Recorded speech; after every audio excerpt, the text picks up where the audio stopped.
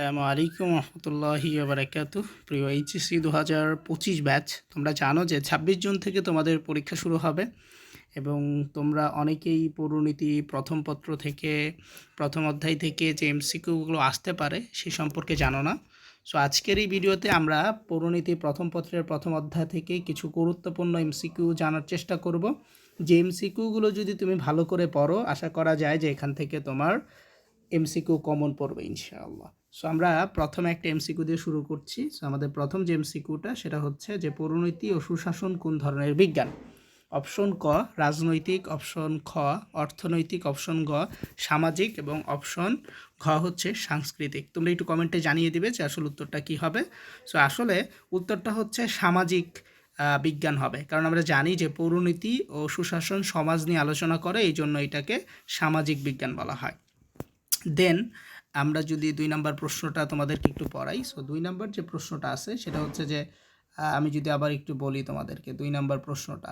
So 2 নম্বর প্রশ্নটা হচ্ছে যে পৌরনীতি এর ইংরেজি প্রতিশব্দ কোনটি? আমরা জানি যে পৌরনীতিকে ইংরেজিতে বলা হয় সিভিক্স, অর্থাৎ সিভিক্স মানে হচ্ছে ক নাম্বারটা হবে। কি হবে ভাই? ক নাম্বারটা, অর্থাৎ পৌরনীতিকে ইংরেজিতে সিভিক্স বলা হয়। দেন আমাদের তৃতীয় প্রশ্নটা যদি আমরা একটু পড়ি তাহলে বুঝতে পারবো। সো আমাদের 3 নম্বর প্রশ্নটা হচ্ছে যে সুন্দর নাগরিক জীবন, সুন্দর নাগরিক জীবন গড়ে তোলার জন্য পৌরনীতি ও সুশাসনের লক্ষ্য এবং মিতব্যয়ী এবং স্বাবলম্বী হতে শেখানো অর্থনীতির কাজ। জ্ঞানের এই দুইটি শাখা একে অপরের বা একে পরস্পরের কি? সো এটা আমরা খুবই জানি যে এটা খুবই গুরুত্বপূর্ণ একটা কোশ্চেন। সো এই ধরনের কোশ্চেন তোমাদের পরীক্ষা আসতে পারে। এটা উত্তরটা হচ্ছে পরিপূরক, অর্থাৎ পৌরনীতি আর হচ্ছে অর্থনীতি একে অন্যের পরিপূরক এবং দুইটিই সামাজিক বিজ্ঞানের একটা অংশ। ঠিক আছে, তাহলে আমরা এই প্রশ্নটা পড়লাম, এই প্রশ্নটা গুরুত্বপূর্ণ আছে। তারপরে আমরা চতুর্থ প্রশ্ন, সেটা হচ্ছে সিভিক্স ও সিভিটাস কোন ভাষার শব্দ? সিভিক্স আর সিভিটাস হচ্ছে কোন ভাষার শব্দ? সো সিভিক্স আর সিভিটাস হচ্ছে ল্যাটিন ভাষার শব্দ। সো এই প্রশ্নটা তোমাদের পরীক্ষায় প্রায়ই আসে। সো এটা ভালো করে পড়বা তোমরা, কারণ এটা তোমাদের পরীক্ষা আসলে তখন কিন্তু উত্তরটা দিতে হবে, তাই না? এই জন্য ভালো করে পড়ে ফেলবা, তাই এটা ল্যাটিন ভাষার শব্দ। দেন আমাদের পরবর্তী যে প্রশ্নটা আমি যদি তোমাদেরকে দেখাই, 5 নাম্বার প্রশ্ন। সো 5 নাম্বার প্রশ্ন হচ্ছে যে ভাই সিভিক্স এবং সিভিটাস শব্দের অর্থটা আসলে কি? সিভিক শব্দের অর্থ কি আর সিভিটাস শব্দের অর্থ কি? দেখো, সিভিক্স আর সিভিটাস শব্দের অর্থ হচ্ছে, সিভিক্স মানে হচ্ছে নাগরিক আর সিভিটাস মানে হচ্ছে নগর রাষ্ট্র। তবে সিভিক্স আর সিভিটাস শব্দের অর্থ হচ্ছে নাগরিক বা নগর রাষ্ট্র। সো এটা হচ্ছে আমাদের একটা সাজেশন শিট, যারা 25 সালে পরীক্ষা দিবা তাদের জন্য বানানো হয়েছে। সো তোমরা চাইলে এই সাজেশন শিটটা নিতে পারো। সো আমাদের এই সাজেশন শিটটা নেওয়ার জন্য তোমাকে আমাদের এই নাম্বারটায় যোগাযোগ করতে হবে। সো এটা হচ্ছে আমাদের হোয়াটসঅ্যাপ নাম্বার। সো এই নাম্বারে তুমি কল দিতে পারো, মেসেজ দিতে পারো, মেসেজ দিয়ে যোগাযোগ করবা, পিডিএফটি কালেক্ট করার চেষ্টা করবা। সো তুমি যদি পিডিএফটি নিতে চাও তাহলে এই নাম্বারটা যোগাযোগ করে পিডিএফটি নিয়ে ফেলবা, কারণ আমরা এই সাজেশন শিটটির মধ্যে জ্ঞানমূলক, অনুধাবন, এমসিকিউ সব কিছুই দিয়ে রেখেছি উত্তর সহকারে, যাতে করে তোমরা ভালো করে পড়তে পারো। ঠিক আছে, সো এরপরে আমি যদি তোমাদেরকে প্রশ্নটা পড়াই, 6 নম্বর প্রশ্নটা, সেটা হচ্ছে জর্জ হ্যারিসন 1971 সালে মুক্তিযুদ্ধের সময় কনসার্ট করেন এবং কনসার্ট থেকে অর্জিত অর্থ বাংলাদেশের অসহায় মানুষদের জন্য দান করেছিলেন। এই সময় তার নাগরিকত্ব কোন প্রকৃতির ছিল? অর্থাৎ আমরা জানি যে নাগরিকের বিভিন্ন প্রকৃতি আছে, স্থানীয়, জাতীয়, আন্তর্জাতিক, সামাজিক। আমরা জানি যে তিনি হচ্ছে দেশের বাহিরে ছিলেন, তাই না? সো এই জন্য এটা কী হবে? আন্তর্জাতিক হবে। কি হবে? আন্তর্জাতিক। ঠিক আছে, তাহলে আমাদের 7 নম্বর প্রশ্নটা যদি আমি একটু পড়ি, প্রাচীনকালে এথেন্স এবং স্পার্টায় কোন ধরনের রাষ্ট্র পরিচালিত হতো? প্রাচীনকালে কোন ধরনের রাষ্ট্র পরিচালিত হতো? এটা হচ্ছে নগর রাষ্ট্র পরিচালিত হতো। ঠিক আছে, উত্তরটা হচ্ছে নগর রাষ্ট্র। সো যারা পিডিএফটা নিতে চাও নিতে পারো। আমাদের এই পিডিএফটার মূল্য হচ্ছে 70 টাকা অফার প্রাইস।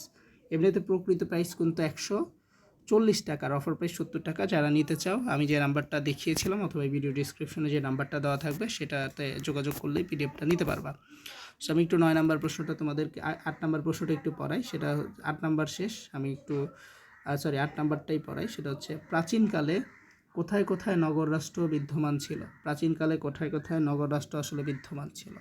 সো আমরা জানি যে আসলে প্রাচীনকালে নগর রাষ্ট্র গ্রিসের এথেন্স এবং স্পার্টায় হচ্ছে বিদ্যমান ছিল। সো দেন আমাদের 9 নম্বর প্রশ্ন, যেটা খুবই গুরুত্বপূর্ণ একটা কোশ্চেন পরীক্ষা আসে, সেটা হচ্ছে নাগরিকতার সঙ্গে জড়িত সব প্রশ্ন সম্পর্কে যে শাস্ত্র আলোচনা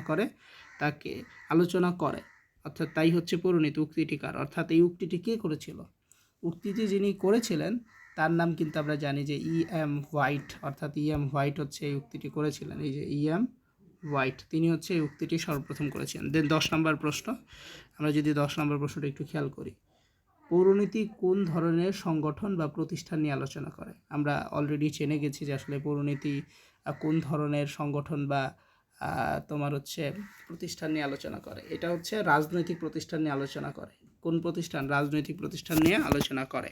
ঠিক আছে, সো যারা এই সাজেশন শিটটি নিতে চাচ্ছ তোমরা আমাদের সাথে যোগাযোগ করতে পারো। এই সাজেশন শিটে তুমি দেখতে পাচ্ছ যে অনেক এমসিকিউ আছে এবং এমসিকিউর উত্তরগুলো আমরা নিচে দিয়ে রেখেছি যাতে করে তুমি প্র্যাকটিস করতে পারো এবং পরে মিলাতে পারো। দেখো এখানে অনেক এমসিকিউ আছে, আজকে 10টা পড়ালাম আমরা, উত্তর দেওয়া আছে। এরপর আমাদের এই শিটের মধ্যে সৃজনশীল প্রশ্ন আছে উত্তর সহকারে। সো এই সৃজনশীল প্রশ্ন তুমি যদি দেখো যে প্রথমে একটা সৃজনশীল দেওয়া আছে, সো এই সৃজনশীলের পরে আবার উত্তর দেওয়া আছে। এই যে দেখো এটা হচ্ছে উত্তর আর ওইখানটা ছিল হচ্ছে প্রশ্ন, এই যে উত্তর দেওয়া আছে। সো এই শিটটা পড়লে তুমি সব কিছু একটা শিটের মধ্যেই পাচ্ছ। সো এখন যেহেতু তোমার সময় কম আছে, সো এই সময়টা ব্যয় না করে শিটটা পড়ে ফেলো এবং নিয়ে নাও। আশা করছি ভালো কিছু করতে পারো। আসসালামু আলাইকুম রহমতুল্লাহি ওয়া বারাকাতুহু।